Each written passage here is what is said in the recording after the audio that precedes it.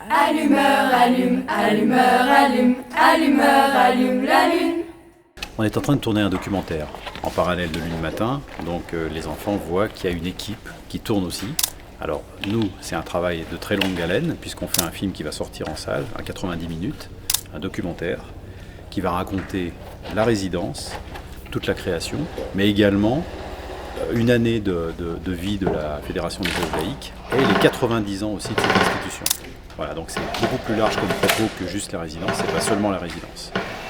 On a envie de raconter les actions au maximum par l'image, et donc là on voit l'équipe travailler au fond, Pierre-Alexandre et Solange. Avant peut-être d'échanger avec les costumières, il va falloir qu'on tourne pas mal de plans sur l'action pour pouvoir la présenter et avoir une sorte de liant qui se passe entre les interventions qu'elles peuvent avoir, les essayages, les répétitions, et puis tous ces gestes qui sont constitutifs de la création de l'œuvre. Voilà, c'est quelque chose qui se fait avec beaucoup de temps. Alors, on n'a pas besoin d'intervenir souvent en disant il faut refaire, il faut répéter, etc.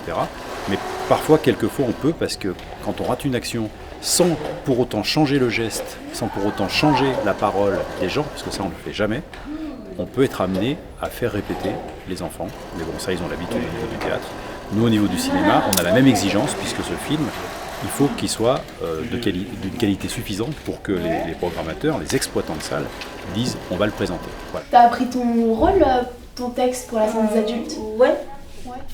L'esprit de famille, vous y croyez, vous? Bah alors là, tout dépend de ce qu'on va trouver ici. Hein. Attendez les filles, je suis certaine que les absents tiennent à nous. La famille existe, on va la rassembler. Dans tes rêves, Ariane n'est même pas là pour son anniversaire. C'est pas un signe, ça? J'aime bien parce qu'on découvre un peu, on voyage un peu, on raconte un peu tous les personnages, les Monique. Oui, c'est vrai que nos deux personnages, ils sont dans toute la scène et ils rencontrent tout le monde et ouais, ça c'est Ils interagissent un peu avec tous les autres personnages et c'est sympa. Et quand tu dis Juliette, et si on n'arrivait pas à sortir, qu'est-ce que tu mets toi derrière? Pourquoi elle dit ça? Elle s'inquiète. Tu es inquiète. Voilà, tu l'as dit. Alors, sois inquiète.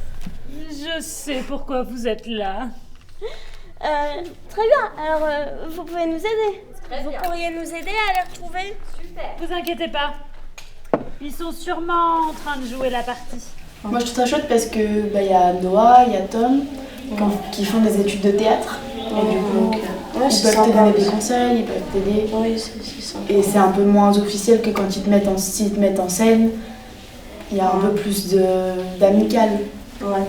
C'est un peu plus bon enfant. Pour apprendre, en fait, faut que tu vois la cohérence, en fait. Faut comprendre ce que veut dire la phrase pour pouvoir l'apprendre facilement.